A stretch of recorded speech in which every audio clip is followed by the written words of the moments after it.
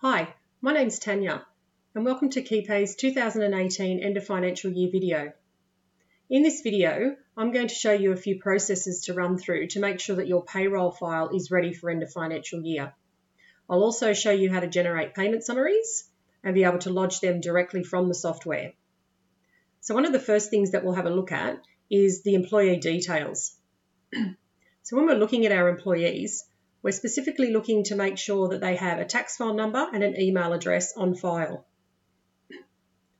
So an easy way to do this in bulk is to run your employee details report. So what you'll need to do from your payroll dashboard is go to your reports tab, employee details report.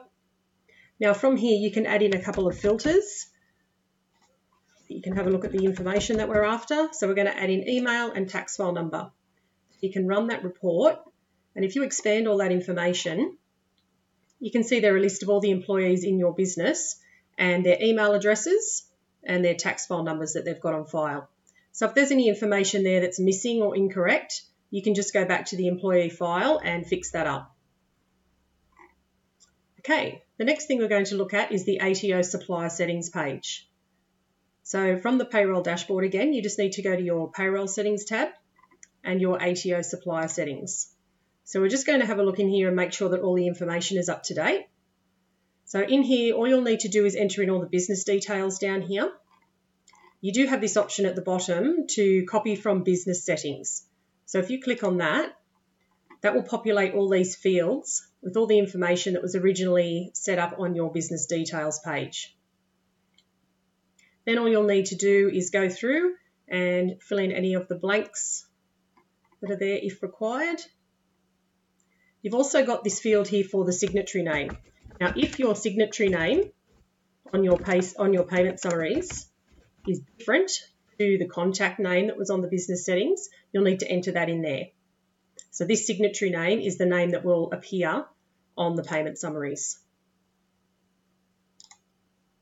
Now, this next option down here is for employers or businesses that may be eligible for fringe benefits tax exemption. So if this does apply to you, you'll need to tick the yes option here. Now this particular setting is really only relevant if you do have employees in your business that will have reportable fringe benefits amounts that will need to be reported on their payment summaries. So you'll just need to tick yes there. And then this is what it will look like on your payment summaries for the employees. So this is an employee's payment summary. You'll see that they've got the reportable fringe benefits amount entered in here. And then the question as to whether the employer is exempt from FBT has got the yes option here ticked. Now just quickly on this reportable fringe benefits amount, this will need to be entered in manually, but I'll show you later on during the presentation exactly how to do that. So the last part of the ATO supplier settings page is the electronic lodgement. This will give you the ability to lodge forms electronically to the ATO using standard business reporting. So in order to set this up, you'll need to contact the ATO and give them the details of the software provider that you're going to be using, which is KeyPay. So you'll need to phone this number here. You do have the option also to do this via your ATO business portal, but using the phone is probably an easier option. So they'll require some information from you. So they'll need the software provider, which is KeyPay, and they'll also need the software provider ID, which is this number here. Now, once you've given them all that information, you can just come down here and enable electronic lodgement. I'll just mention, though, that you do need to contact the ATO before you enable the electronic lodgement. So if you haven't already contacted the ATO and provided them with these details, any forms that you do lodge electronically through KeyPay will fail. So you'll need to do that before you actually enable the electronic lodgement. So you can just go ahead and click on that now. So you'll get a little authorization pop-up screen. So you'll just need to confirm that authorization and then your electronic lodgement will be enabled. So this will now allow you to lodge your payment summaries electronically direct to the ATO and other things like tax file declarations as well. So once you've finished that, you can just save all the information on the ATO supplier settings page. Okay, I'll just show you quickly also, if you have employing entities within your business, I'll just go in there and show you that. So this is an employing entity that I've got set up. With employing entities, you also have to set up the electronic lodgement separately for any employing entities that you've got in your business. So if you just go to your payroll settings page and into your employing entities and then scroll down to the bottom there, and you'll see the same setup as what was on that ATO supplier settings page. Okay. So the next thing we're going to have a look at is our pay categories. So back at the payroll dashboard, on our payroll settings tab and into our pay categories. So the setup of your pay categories is what's going to influence how any earnings under those pay categories are labelled on your payment summaries. So if you go into one of your pay categories, for example, you can see here we've got a field called Payment Summary Classification. So each pay category by default is set to default as the Payment Summary Classification. So when your pay category is set to default, any earnings under this pay category in a pay run will all be attributed to the gross payments on your payment summary. So there are a few other options under this payment summary classification. So you've got things like allowance, you've got all your lump sums there, you've got community development, employment projects, exempt foreign employment income, and exclude from the payment summary altogether. So when we're looking at our pay categories, we're specifically interested in our allowance pay categories. So I'll just have a look down here at one of the allowance categories that I've got set up, which is travel allowance. So this pay category has been set up for any earnings that are paid under a travel allowance.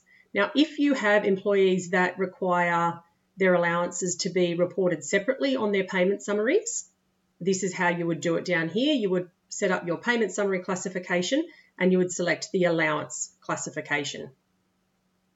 So once you do this, any earnings, like I said, under that pay category for travel allowance will appear separately on your payment summary and they'll be labelled as an allowance. I'll just show you a quick look at a payment summary and what that allowance would look like on the payment summary. So this is a payment summary here that we've got set up for an employee that's been receiving a uniform allowance. So you can see down here in the allowances, we've got the uniform allowance and then the total payments made under that allowance for the financial year. Okay, so next we'll take a look at our deduction categories. So back at our payroll dashboard, payroll settings and deduction categories. So we've already got some deduction categories already set up here. So you can see we've got the pre-tax deduction, the salary sacrifice to super, post-tax deduction and your union fees. So just like your pay categories, the deduction categories also have a payment summary classification in here. If this is set to default, these deductions won't appear on your payment summary, but you do have a few other options here. So you've got union or professional association fees and you've got your workplace giving. So if either of those two are selected, the deductions made under those two categories will appear separately on your payment summaries and they'll be labelled as such. Just show you an example here for the union fees. The payment summary classification is set there to union or professional association fees. So any deductions made under that union fees category will appear separately on the payment summary and they'll be labelled as deductions. So I'll just show you an example of how a deduction will look on your payment summary. So this is a payment summary with a deduction. So you'll see down here we've got the deductions category and the union fees was the label and then the amount for the financial year of the deductions that were made. So we'll also just have a quick look at the salary sacrifice to super deductions. Now, if you require your salary sacrifice to super to be labelled on your payment summaries as RESC, which is the reportable employer superannuation contribution, they actually need to be set up to be paid to a super fund. So generally these are set up on the employee record on the pay run inclusions page. So if we just go back to the payroll dashboard, and I'll just have a look in one of the employee files, Just go down to your pay run inclusions. So the deduction you can see here that we've got set up is salary sacrifice to super. And you can see here that this deduction is being paid to a super fund, and then the employee's super fund has been selected there as well. So if this has been set up to be paid manually, any deductions made under this salary sacrifice to super will not appear on the payment summary as RESC. So you will need to have that selected to paid to a super fund and select the employee super fund in order for any of those deductions to appear on the payment summary as RESC.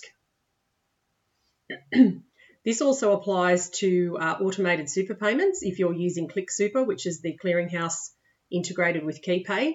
Again, if that salary sacrifice deduction isn't set up to being paid to a super fund, any of these payments won't appear in your super batch or your super report if they've been set up to be paid manually. So you'll just need to check that as well.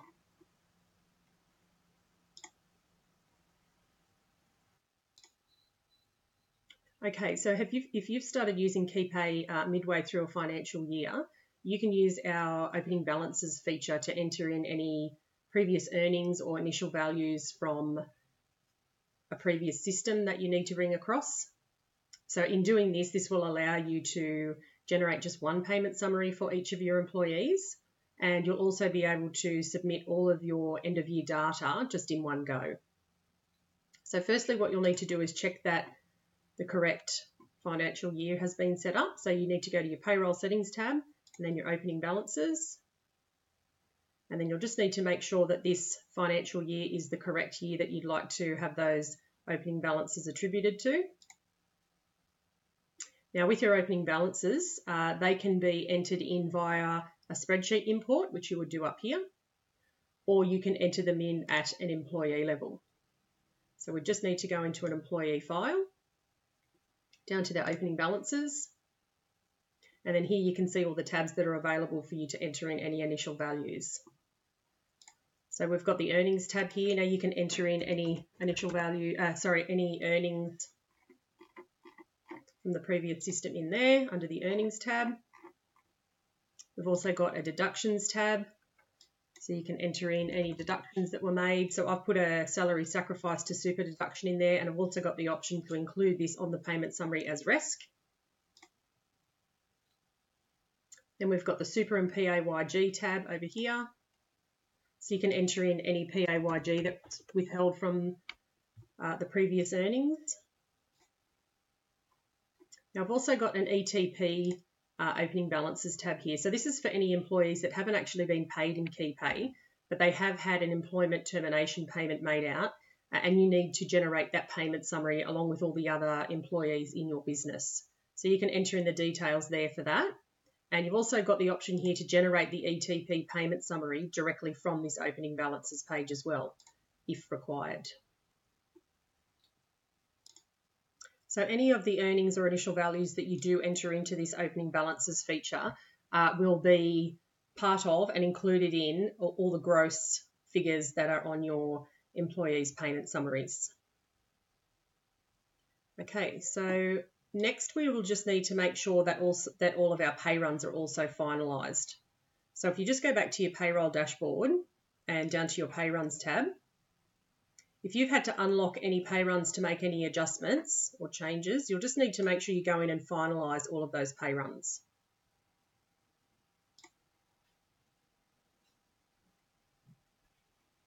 Your list of pay runs here, you can see the paid date alongside each of them. So it's important to remember that the paid date of a pay run is the date that will influence the financial year that that pay run will be included in, not the actual pay period. Okay, so we've finished going through and checking all of our details. So now we're ready to actually generate our payment summaries. So in order to do this, you'll need to go to your Reports tab, and underneath your ATO reporting heading, you can go to Payment Summaries. Now in your Payment Summaries screen, you've got a few options. So you can filter your payment summaries by employing entity if you like. You can also filter them by location. And then you'll just need to make sure you check your financial year is correct, and then you can show payment summaries. generated, you'll be able to see all the information down the bottom there for all of your payment summaries. So all this information is populated from all the earnings that have been set into the system throughout the financial year. So you can see you've got a few headings across the top here. So you've got your payment period start and end date. You've got your total gross and your gross payments. So your total gross is the actual amount that includes any gross payments, plus the rest, the allowances and any lump sums. You've also got the type of the payment summary. You've got whether or not there's a RESC contribution in there. You've got your allowances, any lump sums. This is where you'll see all your tax withheld. And then you've also got the reportable fringe benefits amount in there, and then whether or not your payment summaries have been amended. And you can see here that the status of the payment summaries is not published. Now, there are a few fields in your payment summaries that you can edit if required. So to do this, you'd need to go to the end of the employee line and click on the Actions button and then go to Edit. And then you'll be able to see the actual fields that can be edited if required. So this is your payment period start and end date. Now, by default, the start and end date will be the start of the financial year and the end of the financial year. However, if your employee has started partway through a financial year, their start date will populate this field here. Just the same as if they were terminated partway through the financial year, their end date will be their termination date in there as well. So you can go in and change those if required.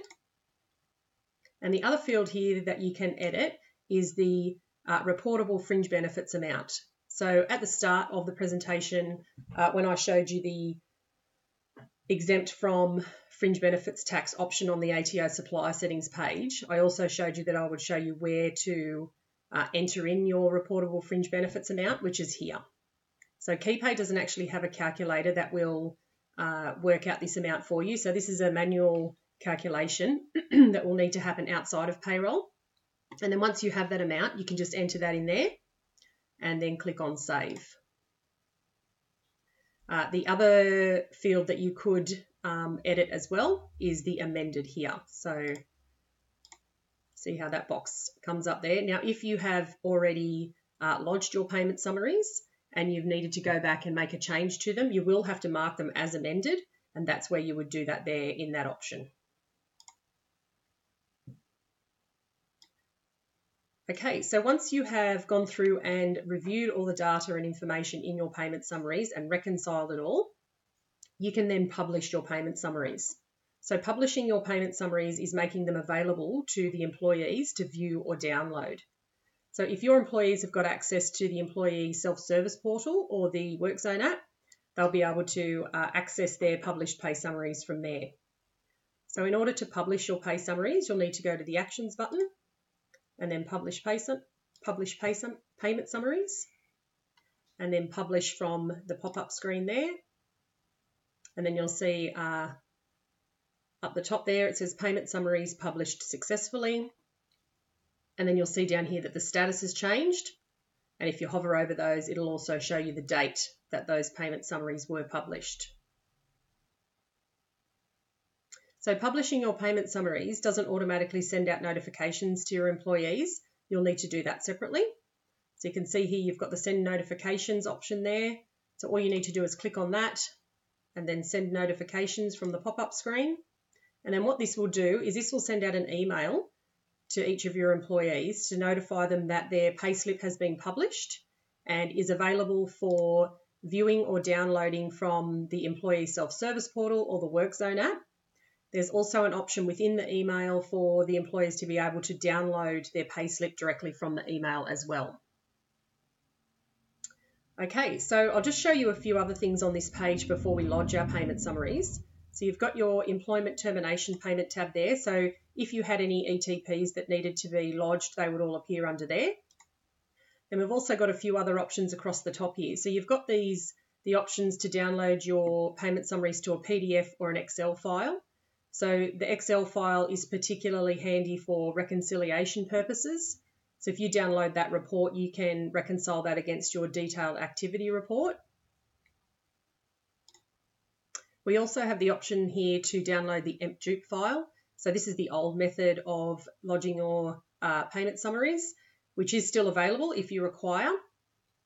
You'll just need to download that file and then upload that directly to the ATO business portal, just making sure that you don't open that file as it could corrupt the data. We do, however, recommend that you lodge your payment summaries electronically using the standard business reporting method. This is direct to the ATO, and you can do this without actually having to leave the software. So that's using the electronic lodgement that we'd set up earlier. So to lodge your payment summaries, you'll firstly need to select the employing entity that you need to lodge those summaries for, then show payment summaries. And then once those payment summaries load up, you'll just need to click on the Lodge button. You'll then see this pop-up screen with the information of the payment summaries you're about to lodge. Just tick the declaration there and then click on Lodge Now. Payment summaries. So that has lodged your payment summaries directly to the ATO. Then all you'll need to do is go back to the employing entity and then repeat that process for any of the other employing entities that you have in your business. Okay, so that's brought us to the end of the presentation. I will just mention a few other things. Some of the ATO cut-off dates. So the cut-off date for providing your employees with their payment summaries is the 14th of July, and the cut-off date for lodging your payment summaries is the 14th of August. Now, KeyPay will also be putting out an end of financial year guide for 2018. So when this is released, we'll put a dashboard message up on your payroll dashboard. So just keep an eye out for that. And as always, if you do have any other questions or issues in the meantime, please just email our support team on support@yourpayroll.com.au.